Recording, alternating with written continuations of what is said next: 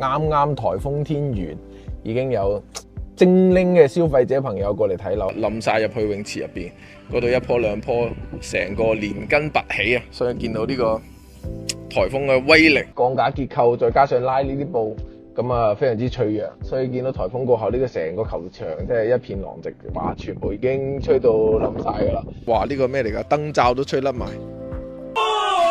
今日咧就係我哋嘅9月25號，亦即係我哋嘅超強颱風華加莎過後嘅第一個早上啊！咁啊，究竟我哋琴日見到成個朋友圈啊，啲風啊、啲水啊、水浸情況，咁究竟而家珠海嘅樓盤經過咗呢個華加莎之後呢，究竟係點樣？在售嘅樓盤嘅情況究竟係點樣？成個小區啊、園林啊、周邊有冇水浸啊？咁如果關注珠海新盤嘅呢個朋友，一定要將呢條片睇落去，我哋同你 check 一 check，依家在售珠海比較熱門嘅樓盤，經過咗華加莎之後，究竟係點？咁我哋先嚟到我哋嘅位於珠海西區嘅湖心路，咁我哋見到其實成個湖心路，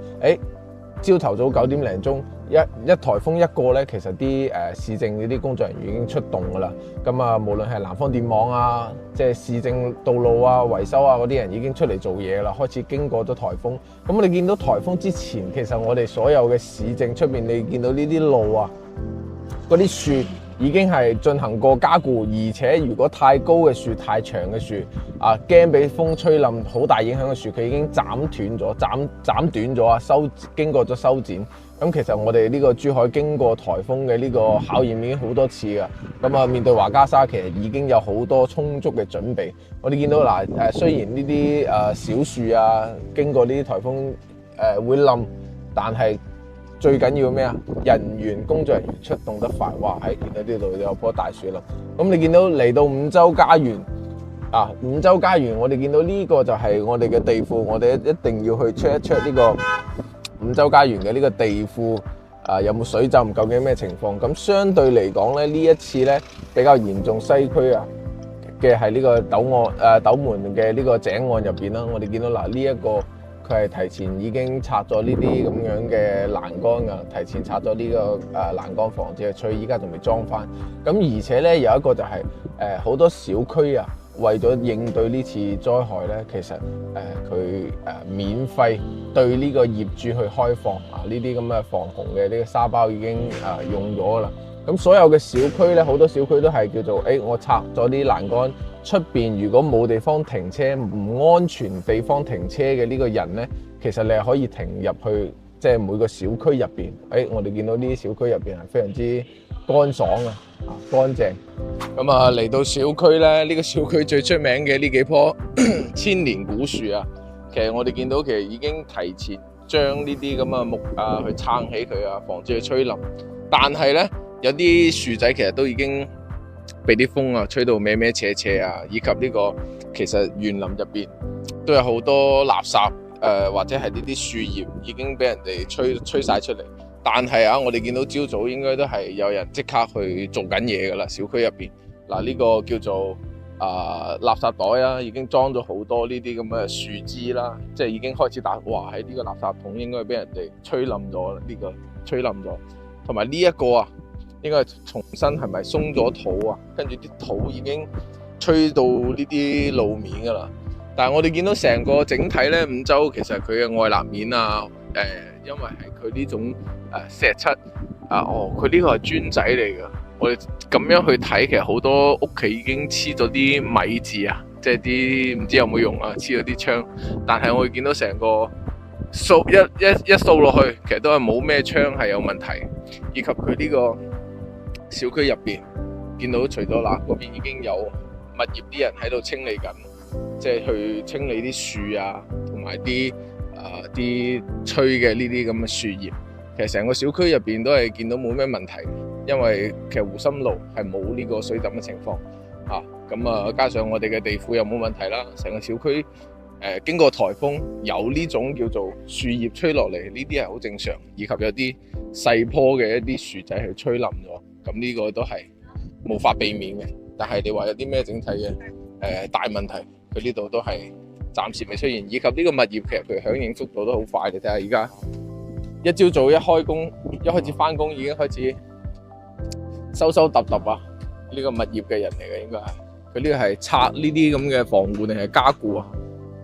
呢個我哋去睇睇。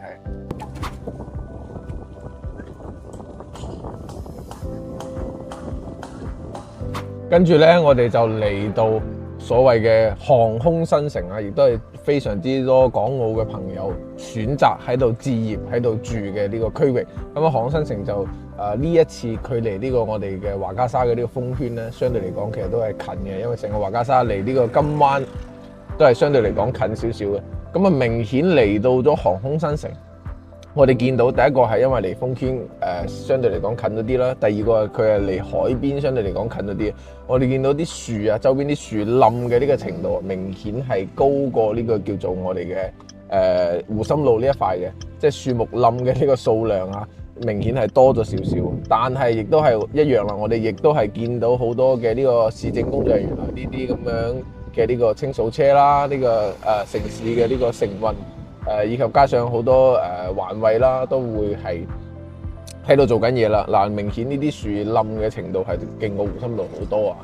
咁啊，地庫一樣啦，係拆咗嗰個欄杆噶，全部呢啲欄杆都要拆咗佢。啊，見到呢啲地庫啲水漬啊、樹葉啊，相對嚟講多咗少少啊，應該係呢度已經經歷過呢個風吹日曬。OK， 咁啊，跟住落到嚟。地庫入邊啊，入邊至少都係我哋見到係乾爽嘅狀態啦，係冇話好多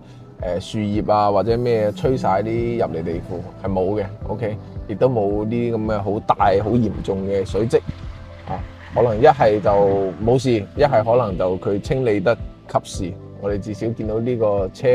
停喺呢啲地庫入邊都係相對嚟講比較安全嘅。咁我哋最緊要依家上去睇咩咧？佢呢個金灣府佢上面有一個叫做公園，呢個公園咧其實好多人都係想話買嚟可以放下狗啊，佢門口係公園啊。我哋而家上去 check 個門口公園究竟係咩情況先。咁依家都係嚟到金灣府嘅呢個公園啦。你睇下朝早已經有人喺度溜畫啦，同埋放狗噶啦。出邊呢個公園好似冇乜事喎，依然係有清潔嘅人員喺度做呢個打掃啦。見到呢度可能因為啲高樹啊、啲矮樹啊，都好似冇經歷過颱風咁喎。而且地下嘅一啲落葉，可能係頭先呢個工作人員阿姨已經掃咗，你睇下一籮筐嘅呢個垃圾噶啦。佢應該掃得比較及時，所以佢嘅呢個可能經歷過颱風嘅最真實嘅樣子，因為佢掃得及時，所以我哋睇唔到。但係見到啲樹，見到啲我哋叫啲草。同埋以及呢個環境啊，同埋地面，好似呢個真係金灣府出邊嘅呢個花園公園仔，係好似冇經歷過颱風咁樣，同冇咩區別。呢個係咪颱風吹冧㗎？應該唔係吧？呢個應該唔係颱風吹冧，應該原先就係斜斜地，就係成個公園係 OK 嘅。嗱，我哋再去睇下金灣府已經交咗呢啲洋房。洋房其實係愛南面啦，都係非常之完好無缺嘅，以及好多屋企人都係黐咗啲米字喺入邊啊，所以我哋入去睇睇金灣府入邊小區園林係點樣樣。咁我哋嚟到呢個金灣府入邊嘅園林小區入邊啦，都會見到有工作人員喺度及時喺度清理緊，喺度做緊保潔嘅。咁啊，入到嚟呢個洋房呢度下邊嘅小區咧，我哋見到無論係大樹同埋啲花花草草，其實都係冇事嘅。除咗地面有少少嘅水漬之外，呢啲係正常嘅落雨之後嘅水漬之外，其實我哋見到園林都係冇問題。而且我哋見到呢個入嚟呢個入戶大堂，佢已經提前啦。原先呢啲園林入邊有啲台台凳凳啊，全部已經收埋喺呢個室內入邊噶啦。呢啲咁嘅可能會被吹走啊，或者有危險嘅嘢，佢已經提前收埋喺呢個室內入邊，其實就冇乜問題。跟住落嚟咧，呢一戶好多時候當時去睇呢個叫做一樓啊，金灣府一樓啲大花園嘅單位，其實我哋依家見到入邊，都係冇乜問題。呢啲佢自己住嘅呢啲種嘅呢啲咁嘅檸檬樹仔，其實都冇問題，佢都冇做加固。跟住我哋入嚟睇下金灣府，佢呢啲樓梯間入邊都完全冇問題。我哋從洋房嘅呢個電梯再落嚟地庫咧，呢啲地庫就完全係冇問題嘅。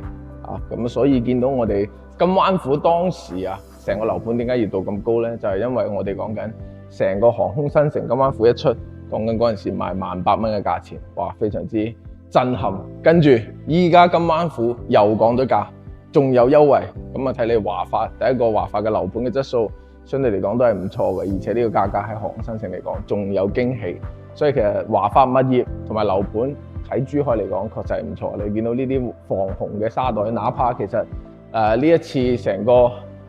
金灣府冇乜問題啦，但係佢做嘅呢啲準備功夫都係做得非常之足嘅。嗱，防洪沙袋就放喺呢個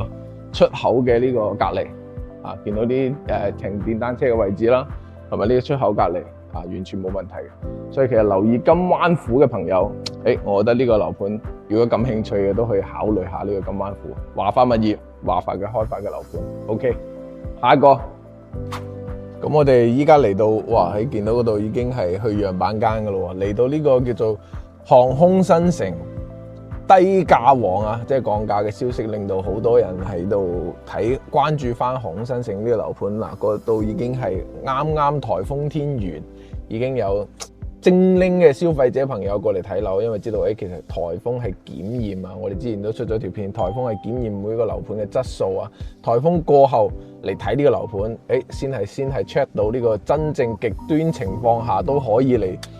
頂得住嘅樓盤，先係真正嘅好樓盤啊！咁啊，有人去睇樓啦，呢個就係我哋位於航空新城嘅粵海十貴府。十貴府嘅呢個價錢，令到好多叫做之前唔夠膽睇航空新城，依家百零萬就可以買航空新城嘅朋友嚟到咗呢個粵海十貴府。我哋依家入去睇下 check 粵海十貴府係咩情況。咁啊，嚟到粵海嘅呢個小區啦，咁粵海依家賣緊嘅係3期，咁我哋依家嚟到已經交咗樓嘅呢個係2期。我哋入嚟見到入邊有啲樹已經冧咗啦，呢度冧咗樹，主要係我哋要睇咩呢？睇佢嘅泳池，因為粵海呢度係有泳池嘅，所以好多人當初買嘅時候都睇重呢個泳池。依家泳池應該係颱風天關咗門啊，關咗門，但係我哋見到泳池呢入邊可能有啲殘渣，哇！同埋嗰邊，我哋唔知睇唔睇到啊？呢度已經泳池入邊，因為佢有少少綠植啊，泳池入邊啲樹已經冧晒啦，冧晒入去泳池入邊，嗰度一棵兩棵，成個連根拔起啊！所以見到呢個颱風嘅威力都係好勁嘅。咁啊，見到啲小區入邊嘅一啲垃圾啊，即係啲樹葉啊，相對嚟講都係比較多啦。但係已經颱風過後，小朋友已經出咗嚟玩㗎啦，已經係照樣出嚟玩。亦都有呢個保潔人員依家喺度洗緊地，即係喺度清理緊啲颱風過後啲邋遢嘅地方啦。跟住呢度一棵樹都係冧咗。相對嚟講，我哋睇咗呢個五洲家園啦、湖心路嘅，以及金灣府啊，金灣府都係冇咩冧樹。但係嚟到呢個粵海，佢哋啲樹係咪唔知有咩問題啦？無論係大樹細樹，呢啲細棵咁矮嘅樹都係被吹冧咗。加上我哋泳池嗰2棵都係好大嘅樹，都已經係吹到冧晒。但係依舊係有人喺度清理緊呢啲衞生。但係嗰啲樹冧咗就暫時冇人理，可能就未有咁快。所以粵海嘅呢個物業響應速度可能都係唔夠呢個金灣府咁快，因為我哋見到金灣府入邊係冇冧樹冇乜嘢，無論係佢係冇冧又好啦，或者係冧咗之後及時咁整理好咗。因為已經琴晚係講緊颱風係8點鐘解除呢個叫做所有嘅呢個五停啊，所有嘅啲路橋8點鐘解除咗。咁其實好多好嘅物業琴晚已經漏嘢喺度整緊啦，加上珠海市政府嘅一啲工作人員，即係啲公共道路琴晚已經開始整緊啦，甚至係凌晨呢個已經冧咗啦，甚至係都冇人扶起身，連呢個簡單嘅扶起嘅呢個動作都暫時冇人去做。所以其實粵海嘅呢個響應速度相對嚟講可能慢咗少少，但係你抵唔住依家講緊粵海嘅呢個樓價咩啊？平！我哋再睇下呢個地庫，講緊粵海嘅呢個樓價點解講緊賣得好呢？因為佢降價降得非常之犀利。當初航空新城最高緊講緊賣幾多錢啊？2萬幾3萬蚊，但係依家1萬零蚊出頭就可以買到航空新城。所以你喺航空新城買個剛需嘅呢個粵海嘅呢個單位係非常之性價比高。OK， 跟住如果關注航空新城個價錢如果要平嘅話，100萬都可以攞低。咁啊入到嚟地庫，咁粵海嘅地庫相對嚟講一樣都係乾爽啦，因為其實好多舊式小區先會出現水浸，但係呢啲新嘅小區我見到呢啲情況都係冇嘅。第一個佢新嘅小區嘅規劃啦、排水系統啦，第二個確實航空新城講緊小區周邊嘅水浸情況都係冇，除咗你話海邊有少少嘅，但係呢啲入邊我哋見到都係冇嘅。所以其實關注航空新城呢種叫做以養老度假專門打造嘅規劃嘅呢個區域嚟講，其實成個樓盤經歷過呢個叫做華嘉沙之後，都係冇問題嘅。除咗呢個睇每一個單獨嘅物業啊嘅響應速度，但係粵海衰在咩啊？平。如果想平買航空新城嘅，一定要關注粵海呢個項目。具體有幾平，可以入線諮詢我哋噶嘛。咁依家咧就嚟到呢個樓盤啊，相對嚟講位置亦都更加之靠海邊啦，就係我哋嘅保利天和。保利天和亦都係好多港澳人士中意嘅，因為第一個佢有呢個 golf 嘅球場啦，咁第二個呢個樓盤非常之大，咁亦都係非常之靠近呢個航空新城核心區域啦。咁我哋入到嚟見到呢個樓盤，因為正因為非常非常之大，佢分好多期開發，所以成個樓盤佢入邊，我哋見到呢個樹咧，其實都冧咗好多噶。而且佢呢個中心嘅呢個環島區域呢度咧，因為有幾棵高樹，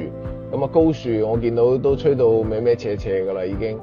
哪怕係加固咗。咁見到呢度，哇！呢個球場仲犀利。呢一個球場我唔知係開咗定未開啊！呢個球場已經所有嘅頂棚，因為佢頂棚係呢啲鋼架結構，再加上拉呢啲布，咁非常之脆弱，所以見到颱風過後呢個成個球場即係一片狼藉，哇！全部已經吹到冧晒㗎啦。我哋見到都係冧咗好多㗎，無論係大樹，因為其實成個盤靠海邊，相對嚟講金灣府同埋呢個叫做我哋頭先睇嘅粵海呢個盤嘅位置更加之靠海邊，所以承受嘅呢個風力會更加之大。咁加上樓盤小區非常之大啦，所以佢清理同埋呢個善後嘅呢個功夫需要嘅人力物力係多咗好多嘅。所以見到哪怕依家第二朝早已經就靠近中午嘅時間，呢啲咁嘅路邊其實都未有人清理。我哋見到頭先一啲大型嘅啲挖掘機可能係清理緊啲大型嘅樹，但係呢啲基礎嘅保潔暫時我係未見到人喺度清。可能呢度已經有啦，其實有幾個袋已經打包起身，唔知係琴晚清嘅定係今朝清嘅。而且見到呢啲樹冧得比較多，所以呢啲大型嘅樓盤相對嚟講，你話維護同埋保養同埋呢啲咁嘅及時清理嘅呢個時間嘅反應同埋響應嘅速度，我相信嚟講可能就相對會慢少少啊。呢個都可能值得原諒，因為佢呢個樓盤體量實在太大啦。咁我哋講緊保利天和，我哋再落去呢個地庫去望一望保利天和嘅呢個地庫。咁跟住落嚟都係例牌睇睇個地庫啦。咁我哋見到呢個地庫嘅情況，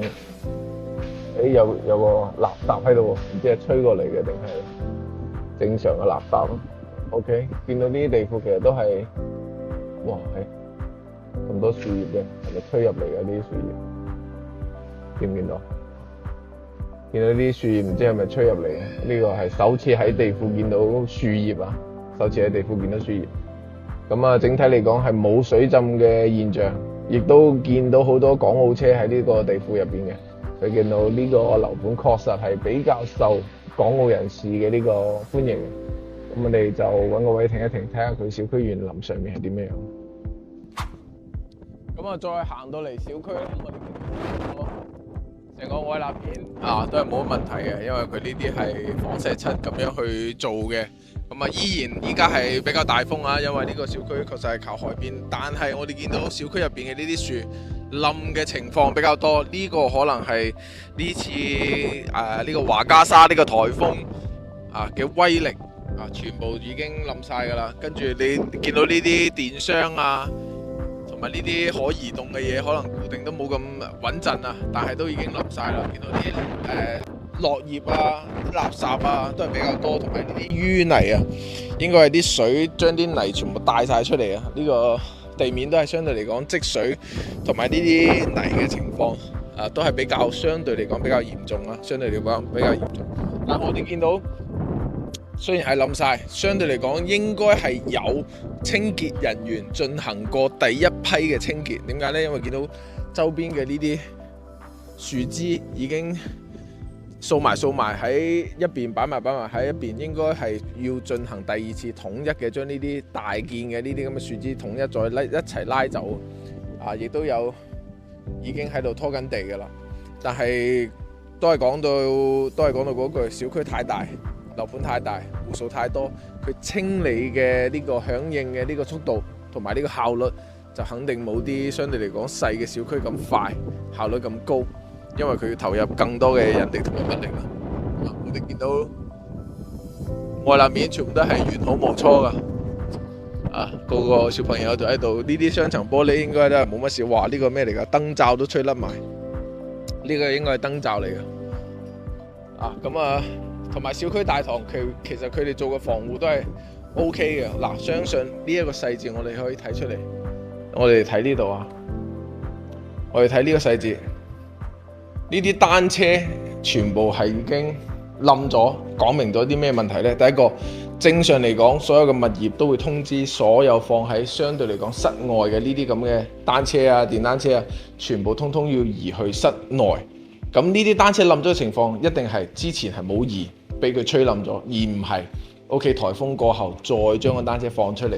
呢度應該係冇及時做到位，啲物業冇檢查好所有嘅架空層呢啲嘢，要全部去移動翻去室內，唔可以擺喺呢啲地方，有好大嘅危險。